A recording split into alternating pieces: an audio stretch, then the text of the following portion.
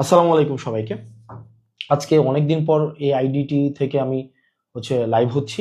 এই আইডিটি অনেকদিন ডিসেবল ছিল, এটাকে রিপোর্ট করে আইডিটাকে একদম ডিসেবল করা ফেলা হয়েছিল। তো আজকে আমার কাছে মনে হয়েছে যে কিছু বিষয় নিয়ে কথা বলা উচিত, যেহেতু টক শো বা অন্যান্য জায়গাগুলোতে যাওয়া হচ্ছে না, বা নির্বাচনী ক্যাম্পেইনের কারণে ব্যস্ত থাকা হচ্ছে, যেহেতু যাওয়ার সুযোগ হচ্ছে না, সেজন্য আমার কাছে মনে হয়েছে যে আপনাদের কাছে কিছু বিষয় ক্লিয়ার করা উচিত। নাম্বার ওয়ান, আপনি যদি গত 15-20 দিনের আপনার মিডিয়ার যে চরিত্র, মিডিয়ার যে আচরণ, সেটা যদি আপনি একটু দেখেন, কতটা বস্তুনিষ্ঠ অথবা কতটা নিরপেক্ষভাবে তারা কার্যক্রম পরিচালনা করছে, মানে তাদের যে আচরণটা, মিডিয়ার যে আচরণ, বিভিন্ন পত্রিকার আচরণ, মেইন স্ট্রিম মিডিয়ার যে আচরণ, তাহলে আসলে বাংলাদেশের মিডিয়ার চরিত্রটা সেখানে প্রকাশিত হবে।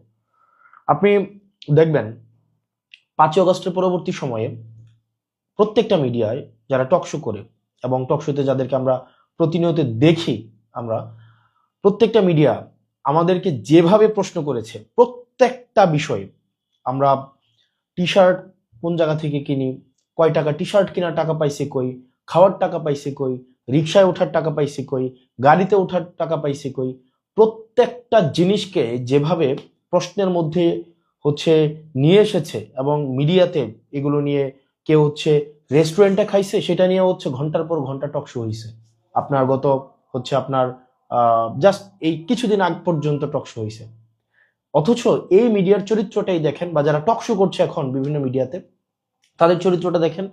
গত 15-20 দিন ধরে আপনি দেখবেন না যে তাদের এই এই আলাপগুলো এখন আর টক শোতে আছে। আপনি দেখবেন বিএনপি জনাব তারেক জিয়া অনেকদিন পরে দেশে আসছেন, 17 বছর পরে দেশে আসছেন, তার ইনকাম নিয়ে কিন্তু কোনো আলোচনা নেই। এতদিন পরে উনি এসে আপনার উনার অর্থ কিভাবে সংস্থান হচ্ছে, উনার জীবন নির্বাহ কিভাবে হচ্ছে, উনি কিভাবে এত বড় শোডাউন দিচ্ছেন, উনার নিরাপত্তার যে অর্থ সেটা কোন জায়গা থেকে সংগ্রহ করা হচ্ছে, এই বিষয়গুলো কিন্তু নিয়ে কেউ প্রশ্ন করছে না। একজনও না, আপনি একটা ব্যক্তিকেও আপনি দেখবেন না সেগুলো নিয়ে প্রশ্ন করতে। আমার মনে আছে, সেটা অগাস্টের শেষের দিকে খুব সম্ভবত আমাদেরকে নিরাপত্তা দেওয়ার জন্য হচ্ছে পুলিশ দেওয়া হয়েছিল 2জন বা 3জন করে, সেটা ঢাকার বাহিরে।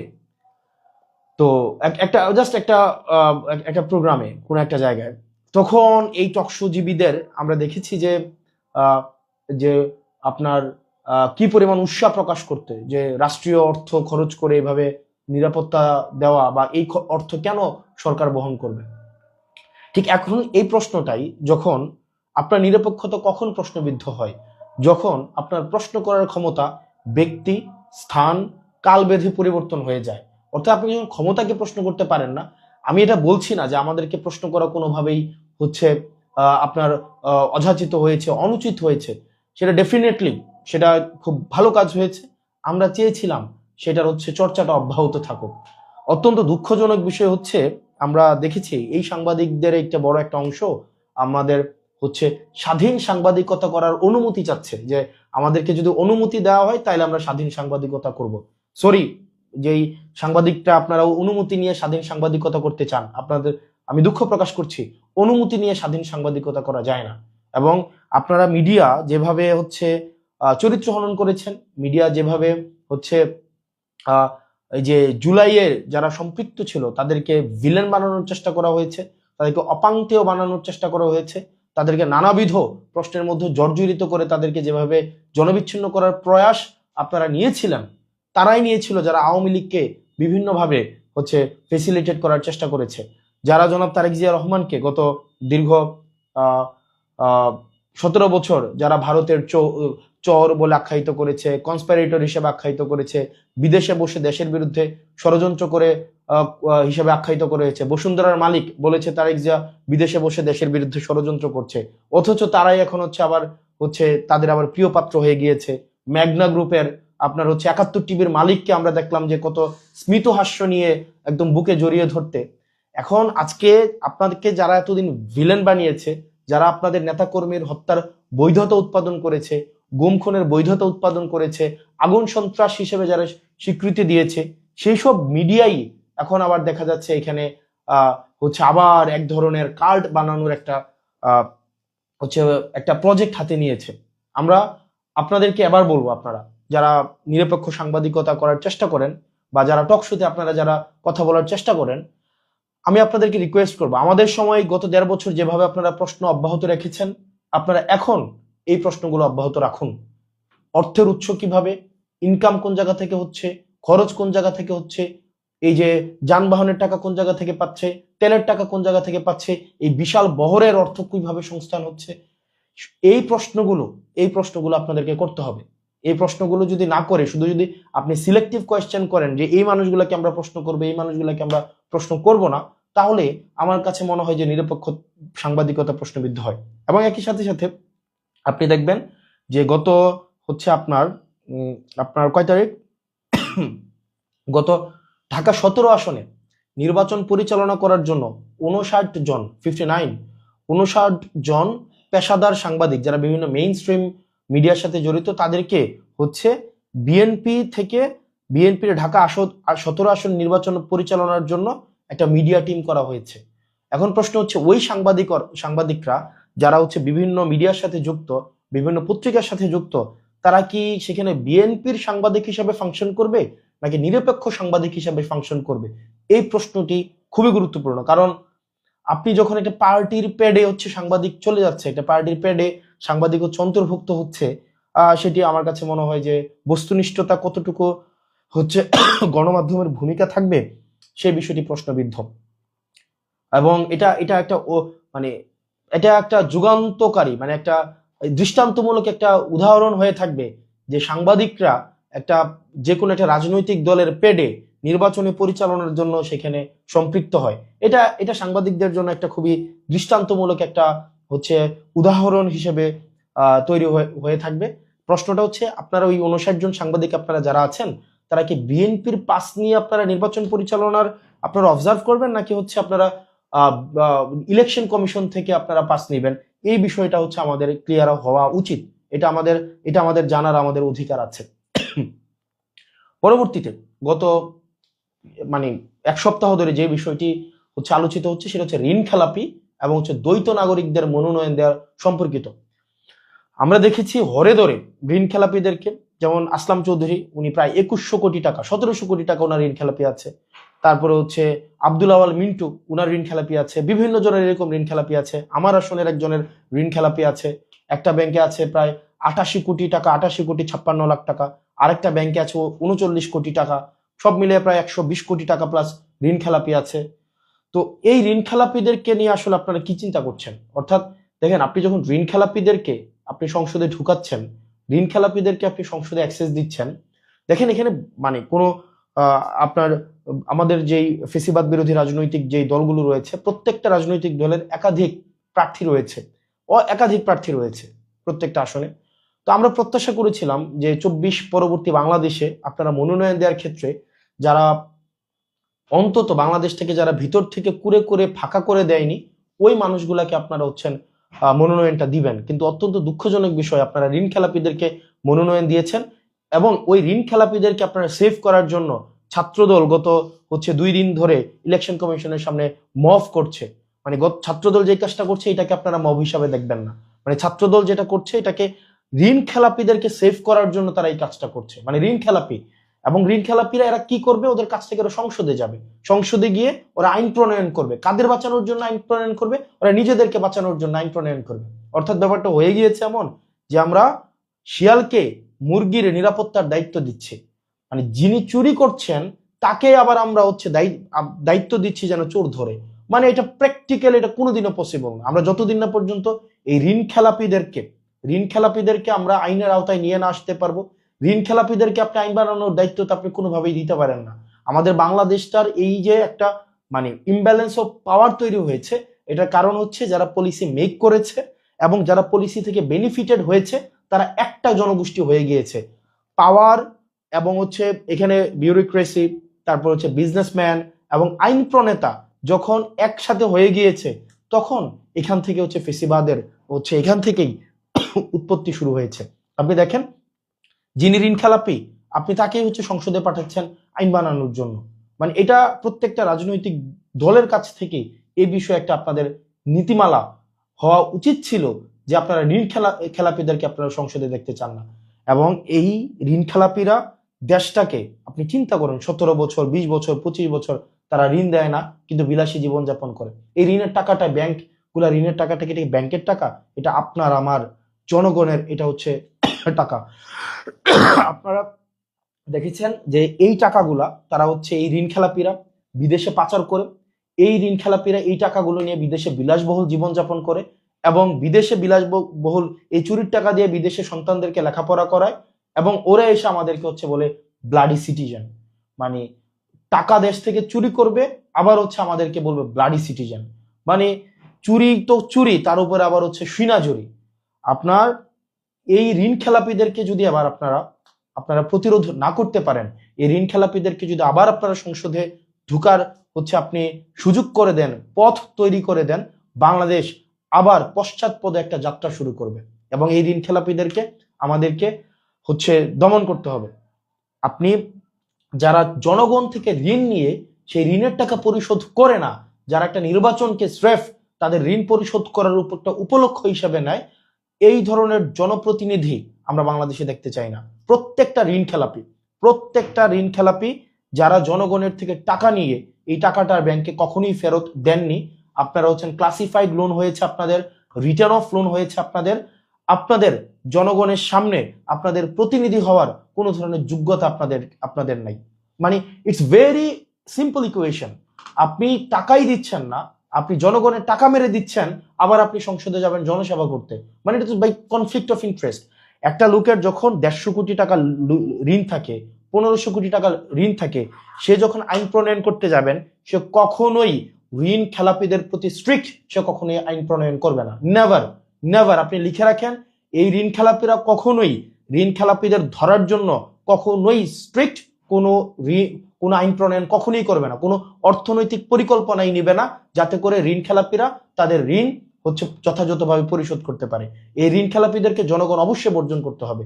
এবং এই ঋণ খেলাপিদেরকে নিয়ে যখন কথা বললো, দ্বৈত নাগরিকদেরকে নিয়ে যখন কথা বললো, আমার সহযোদ্ধা আসিফ মাহমুদকে বিভিন্নভাবে অনলাইনে হেনস্থা করা হচ্ছে, আপনার বিভিন্নভাবে বিভিন্ন রাজনৈতিক দল থেকে হেনস্থা করা হচ্ছে।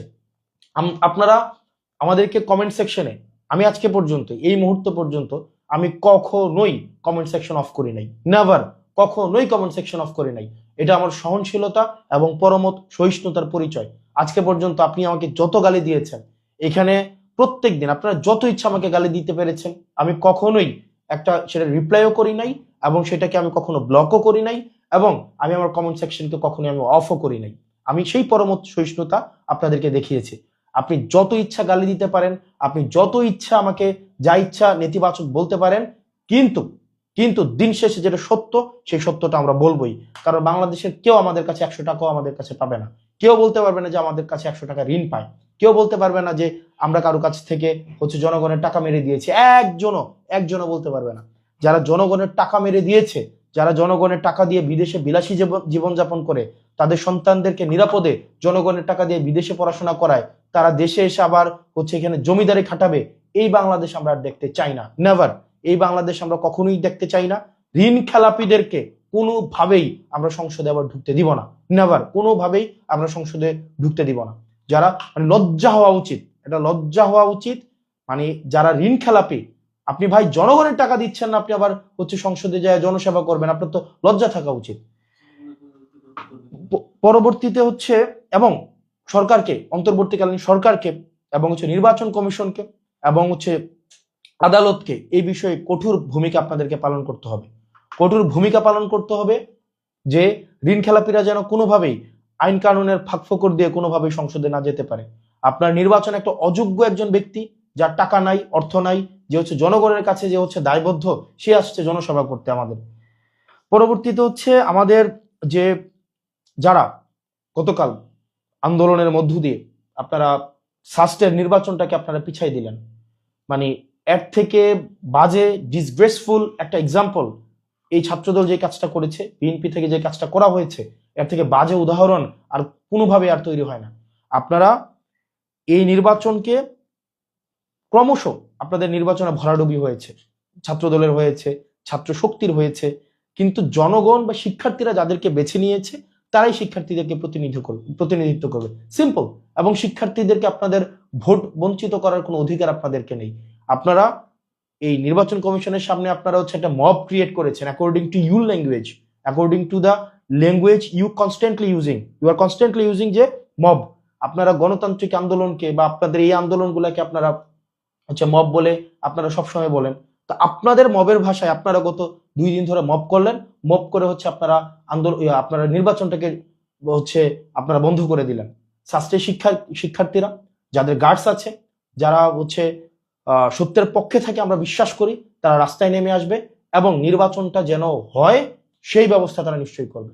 এবং এই ধরনের হচ্ছে নির্বাচন বন্ধ করে দেওয়া আন্দোলন করে এই যে আপনি তো ভাই একটা মানে একটা খুবই একটা কনফ্লিক্টিং আপনি একটা অবস্থান নিয়েছেন। আপনি চাচ্ছেন জাতীয় নির্বাচন হোক, কোনো সমস্যা নাই, কিন্তু ছাত্র সংসদ নির্বাচন হইতে দিবেন না আপনি। মানে এটার মধ্যে তো আপনার হচ্ছে এক ধরনের কনফ্লিক্টিং একটা সিচুয়েশন। আপনি ছাত্র সংসদ নির্বাচনটা যে বন্ধ করে দিলেন, এটা খুব একটা বাজে উদাহরণ সৃষ্টি হয়েছে। এবং আমরা বলতে চাই, শেষ করে দিচ্ছি, মিডিয়াকে আমরা নিরপেক্ষ ভূমিকা আমরা দেখতে চাই। মিডিয়া যেভাবে আওয়ামী লীগকে যেভাবে কাল্ট বানিয়েছে, ঠিক একভাবে আপনি গত 20 দিনের যেই তাদের হচ্ছে মিডিয়ার যে চরিত্র, টকশোর যে টপিক চয়েস, এগুলা দেখলে আপনারা বুঝতে পারবেন যে হচ্ছে আপনার যে মিডিয়া কিভাবে আবার হচ্ছে মানে আওয়ামী স্টাইলে হচ্ছে আবার হচ্ছে বিভিন্ন জায়গায় বিভিন্নভাবে হচ্ছে আবার একটা কাল্ট বানানোর প্রজেক্টে আপনার নেমে পড়েছে। এবং ঋণ খেলাপি এবং দ্বৈত নাগরিকদেরকে, বিশেষ করে ঋণ খেলাপিদেরকে আমরা কোনোভাবে আমরা সংসদে দেখতে চাই না। এবং সাস্টের যে নির্বাচনটা হয়েছে, নির্বাচনটা বন্ধ করে দেওয়া হয়েছে, এটা খুব বাজে উদাহরণ হিসেবে তৈরি হয়ে থাকলো। এবং যারা বিশ্ববিদ্যালয়ের শিক্ষার্থী আছেন, শাস্ত্রের যারা শিক্ষার্থী আছেন, আমরা বিশ্বাস করি আপনাদের ন্যায্য অধিকার, ভোটের অধিকারের জন্য আপনারা হচ্ছেন সেটির হচ্ছে গণতান্ত্রিক প্রক্রিয়া, সেটির আপনারা প্রতিবাদ জানাবেন। এবং আমরা বিশ্বাস করি যথাসময়ে হচ্ছে নির্বাচন আপনারা আদায় করে ছাড়বেন। এভাবে ইলেকশন কমিশনকে জিম্মি করে নির্বাচন বন্ধ করে দেওয়ার যে উদাহরণ সৃষ্টি হলো, সেটার বিরুদ্ধে আমি দৃঢ়ভাবে বিশ্বাস করি শাস্ত্রের শিক্ষার্থীরা প্রতিরোধ করবে। আমি দৃঢ়ভাবে বিশ্বাস করি জনগণ এই ঋণ খেলাপিদেরকে বয়কট করবে। আমরা আবার সালমান এফ রহমানদেরকে আমরা দেখতে চাই না। আমরা দেখতে চাই না যে হচ্ছে সিঙ্গাপুরে গিয়ে আবার তৃতীয় ধনী হিসাবে আজিজ খানদের মতো কোনো মানুষ। আমরা সালমান এফ রহমানরা যেভাবে দেশ থেকে বিদেশে টাকা পাচার করেছে, সামিট গ্রুপ আমরা আবার দ্বিতীয় দেখতে চাই না। কিন্তু আমরা দেখতে চাচ্ছি যে আবার হচ্ছে নতুন নতুন সালমান এফ রহমান, নতুন নতুন সামিট গ্রুপের মালিক, নতুন নতুন আজিজ খান আবার রাষ্ট্রীয় পৃষ্ঠপোষকতায় আবার আবির্ভূত হচ্ছে। তো সেই জায়গা থেকে আমরা বিশ্বাস করি জনগণ সেই জায়গায় সচেতন থাকবে এবং সেটির হচ্ছে আপনার জবাব জনগণ দিবে। এবং দিন শেষে আপনারা যারা ঋণ খেলাপিদের পক্ষ নিচ্ছেন, আপনারা আপনাদের বিবেককে প্রশ্ন করুন। আপনারা যারা ঋণ খেলাপিদের পক্ষে নিচ্ছেন, আপনারা আপনাদের বিবেককে প্রশ্ন করুন। নেতার পিছনে আপনারা শ্রম দিচ্ছেন না, নেতার পিছনে আপনি আছেন, নেতার পিছনে আপনি কর্মী হয়ে থাকেন, কিন্তু নেতা আপনাকে ব্লাডি সিটিজেন হিসেবে মনে করে। নেতা কখনোই আপনাকে মনে করে না যে আপনি একজন নাগরিকের পর্যায়ে আপনি পৌঁছাইছেন। নেতা আপনাকে চাঁদাবাজ মনে করে, নেতা আপনাকে মনে করেন আপনি হচ্ছেন মায়ার একটা চাঁদাবাজ।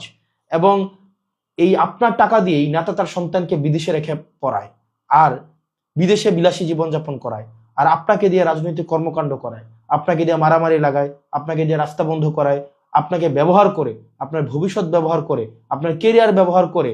অথচ নেতার নিজের সন্তানের ভবিষ্যৎ কিন্তু সিকিউর রাখে, বিদেশে পড়াশোনা করাবে। এবং আপনি নেতার পিছনে খাটবেন, নেতার পিছনে খেটে খেটে আপনি যারা ওই যে ঋণ খেলাপিদের পক্ষ নিচ্ছেন, আপনি ঠিকই নেতার পিছনে খাটবেন, নেতাকে চাটবেন, নেতার পা চাটবেন, কিন্তু চাটতে দেখবেন আপনার জিভা ক্ষয় হয়েছে, বয়স চলে গিয়েছে। এবং ওই সময়ে বাই দ্য টাইম নেতা তার সন্তানকে বিদেশে রেখে আবার বিদেশ থেকে নিয়ে এসে আপনার উপর বসাই দিবে। নেতার ছেলে আবার নেতা হয়ে যাবে, আপনি আবার নেতার ছেলের পিছনে আবার ঘুরবেন। নেতা দেখা যাবে এই যে একটা কন্টিনিউয়াস প্রসেস। আপনি আমাদেরকে ট্রল করে, আপনি আমাদেরকে গালি দিয়ে আপনি আমাদেরকে থামাইতে পারবেন না, কারণ আমরা একটা রূঢ় সমাজ বাস্তবতে আমরা বড় হয়েছি এবং সবচেয়ে প্রতিকূল সময়ে আমরা বিশ্ববিদ্যালয়ে পড়াশোনা করেছি। সুতরাং আপনি আপনার জায়গা থেকে মানে আপনি যতভাবে আমাদেরকে দমানোর চেষ্টা করেন সেই জায়গায় আপনি পারবেন না। নেতার পিছনে খেটে খেটে আপনি চামচাই থাকবেন এবং আপনার বিবেককে প্রশ্ন করেন। আপনি একজন ঋণ খেলাপিকে সমর্থন দেওয়ার জন্য, এটা চোর, মানে ঋণ খেলাপি শুনতে অনেক সুন্দর লাগে, একটা চোর, ব্যাংক চোর, মানে যারা ব্যাংক চোর, জনগণের টাকা চুরি করে দেয়, মানে কেউ হচ্ছে একদম সরাসরি পকেট মারি করে, আবার কেউ হচ্ছে বাড়ি থেকে টাকা চুরি করে, কেউ ব্যাংক থেকে টাকা চুরি করে, হচ্ছে কি এলিট শ্রেণীর চোর। এরা হচ্ছে চোর, এদের লজ্জা হওয়া উচিত। এই চোরগুলা ব্যাংক থেকে টাকা চুরি করে করে হচ্ছে নিজের ছেলে মেয়েদেরকে এবং পরিবারকে বিলাসী জীবনযাপন করায়। ওদের লজ্জা হওয়া উচিত এই ব্যাংক চোরদেরকে। এই ব্যাংক চোর এবং হচ্ছে এই যে জনগণের টাকা যারা চুরি করে, আপনারা যারা এদের পক্ষ নিচ্ছেন, নিজেকে একবার চিন্তা করে দেখেন তো। আপনার সন্তান কিন্তু ঠিকই প্রাইমারি স্কুলে পড়ে, আপনার ছেলেকে কিন্তু ঠিকই দুবাই গিয়ে হচ্ছে কামলা দিচ্ছে আমার বাপের মতো, আপনার ছেলে হচ্ছে ঠিকই ওমান, দুবাই, কাতার, সৌদি আরব যাচ্ছে। আপনি দেখা যায় বয়স হলে ওরে স্যার বলতে হয়। নেতার পিছনে খাটতে খাটতে চারটে চারটে জুতা শেষ হয়ে যায় এবং জিহ্বাও ক্ষয় হয়ে যায়, কিন্তু নেতার ছেলে ঠিকই আবার ঘুরে এসে আপনার নেতা হয়ে যায়। তো এই গোলামের জীবন আর কতদিন? এই মনস্তাত্ত্বিক ভাবে আর কতদিন গোলাম থাকবেন? ভাই, মনস্তাত্ত্বিক ভাবে এই গোলামি বর্জন করে আপনি আপনার জায়গা থেকে সরব হন এই চোরদের বিরুদ্ধে, এই জাতীয় চোর, এই এলিট চোরদের বিরুদ্ধে, যারা স্যুট বুট পরে, সুন্দর সুন্দর পায়জামা পরে, দামি দামি জুতা টোতা পরে, বডি স্প্রে লাগায় আমাদের সামনে আসলেই আমরা মনে করি যে সে অনেক বড় নেতা হয়ে গেছে। এগুলো আপনার আমার চুরি করা টাকা দিয়ে সে এগুলা কিনে। আপনার আমার যে টাকাগুলা, এগুলা ব্যাংকে রাখা ট্যাক্সের টাকা, সেগুলো তারা চুরি করে তারা হচ্ছে বিলাসী জীবনযাপন করে, একদম গাড়ি করে সামনে এসে একদম করে। এই চোরদের বিরুদ্ধে আমাদের প্রতিবাদ থাকতে হবে। আর এই গোলামি থেকে যদি আমরা মুক্ত না হই, গোলামির চিন্তা থেকে, আপনি চিন্তা করেন, মানে সে তো চোর, এই চোরের গোলাম হচ্ছেন আপনি। মানে আমরা যখন এই এই ঋণ খেলাপিদের পক্ষে অবস্থান নেই, একবার চিন্তা হয় না, এই টাকাগুলা দিয়েই কিন্তু আপনার সন্তানের চিকিৎসা নিশ্চিত হইতো, এই টাকাগুলাই দিয়েই কিন্তু আপনার সন্তানের শিক্ষা ব্যবস্থা নিশ্চিত হইতো, এই টাকাগুলা দিয়েই কিন্তু আপনার অবকাঠামো নিশ্চিত হইতো। কিন্তু এই টাকাগুলাই হচ্ছে ওরা বিদেশে পাচার করে ওরা হচ্ছে আপনার বেগম পাড়া বানাইছে। আপনার নেতাকে কখনোই কষ্ট করে কম দামি জামা কাপড় পরে, কখনো বিলাসবহুল জীবনযাপন করে ছুটিতে যায় থাইল্যান্ড, অস্ট্রেলিয়া, সিঙ্গাপুর, ঠিকই কিন্তু ছুটিতে ওখানে বেড়াইতে যায়। কিন্তু আপনি দেখেন, আপনার যেই কপাল, এই কপালই থাকে গোলামের কপাল। এই কারণে জাতি হিসাবে যদি মন থেকে আপনি গোলামি মুক্ত না হইতে পারেন, আপনার গোলামি যদি বিসর্জন দিতে না পারেন, আর নেতাকে এভাবে চাটতেই থাকেন, নেতার পিছনে যদি এভাবে খাটতেই থাকেন, এবং নেতাকে এই চোরের পিছনে, যারা চোর আছে কিছু, এই ঋণ খেলাপি চোর, বড় বড় চোর, এই চোরের পিছনে যদি যান জীবন দিয়ে দেন, এটা হচ্ছে আপনার মনস্তাত্ত্বিক গোলামি। এবং এটা গোলামির জীবন 100 বছর বাঁচার থেকে একদম নিজের মতো করে আত্মবিশ্বাসের সাথে 1 মিনিট বাঁচা বেশি সম্মানের। গোলামের পিছনে, চোরের পিছনে, ঋণ খেলাপিদের পিছনে 100 বছর গোলাম হয়ে বাঁচার থেকে আত্মবিশ্বাসের থাকে নিজের ইনকাম করা 100 টাকার উপরে বেঁচে থাকা, 1 মিনিট বেঁচে থাকা অনেক বেশি সম্মানের। তো জাতি হিসাবে যদি গোলাম না হইতে চান, এই চোরের পিছনে শ্রম দিতে না চান, এই ঋণ খেলাপি চোর, ব্যাংক চোরদের বিরুদ্ধে আপনারা অবস্থান নেন। ইনশাল্লাহ আমরা, জনগণ যাকে ভোট দিয়ে নির্বাচিত করুক না কেন, আমরা ঋণ খেলাপিদের জন্য পরবর্তী বাংলাদেশ আমরা হারাম করে দিব। বাংলাদেশ আর সালমান এফ রহমান হইতে আমরা দিব না। বাংলাদেশকে আজিজ খানদের হাতে আর তুলে দেওয়া হবে না। নতুন করে যারা আব্দুল আওয়াল মিন্টুদের মতো এলিট ব্রিডরা এসে আমাদেরকে যারা হচ্ছে আবার ওইখানে হচ্ছে আপনারা হচ্ছেন বর্জ্য, আমরা হচ্ছে প্রলেতারিয়েত, এইভাবে আপনি দৃষ্টিকোণ থেকে দেখবেন, আপনাদের হাতে আর বাংলাদেশ তুলে দেওয়া হবে না। সুতরাং এই ঋণ খেলাপি চোর, এই ব্যাংক চোরদের ব্যাংক ডাকাতদেরকে আপনারা হচ্ছেন প্রত্যাখ্যান করেন, আর গোলামের মানসিকতা বাদ দেন। গোলাম মানসিকভাবে আপনারা গোলামির মানসিকতা বাদ দিতে হবে। ভাই, নিজের পকেটের 100 টাকা দিয়ে একটা খারাপ বাজার করে খাওয়া অনেক বেশি সম্মানের, অনেক বেশি সম্মানের। গোলাম হয়ে পিছু পিছু ঘোরার থেকে নেতার পিছু পিছু ঘুরলাম, সারাটা জীবন দিলাম, কেরিয়ারটা নষ্ট করলাম নেতার পিছনে পিছনে ঘুরে, আবার দেখা যাবে 20-25 বছর পরে নেতা আবার তার ছেলেকে আইনা আমার উপর আবার নেতা বানাই দিচ্ছে। লজ্জা হওয়া উচিত আমাদের লজ্জা হওয়া উচিত, আমাদের লজ্জা হওয়া উচিত। ভালো থাকেন, সুস্থ থাকেন। আর মিডিয়া আপনারা হচ্ছেন দেখি ইতিহাস বিচার করে, ইতিহাস সময় টেলিভিশনকে বিচার করেছে, 71 টেলিভিশনকে বিচার করেছে, ইতিহাস হচ্ছে বিভিন্ন টেলিভিশনকে বিচার করেছে, বিভিন্ন সাংবাদিকদেরকে বিচার করেছে। সমস্যা নাই, আপনারা হচ্ছে আবার সেটেল করে, আবার ব্যাকডোর হচ্ছে কম্প্রোমাইজ করে হয়তো আবার যার যার জায়গায় হয়তো ফেরত গিয়েছেন, যাচ্ছেন, এগুলো কিচ্ছু আসে যায় না, কিন্তু ইতিহাসের দায় থেকে কেউ মুক্ত হবেন না। ধন্যবাদ, সালাম আলাইকুম।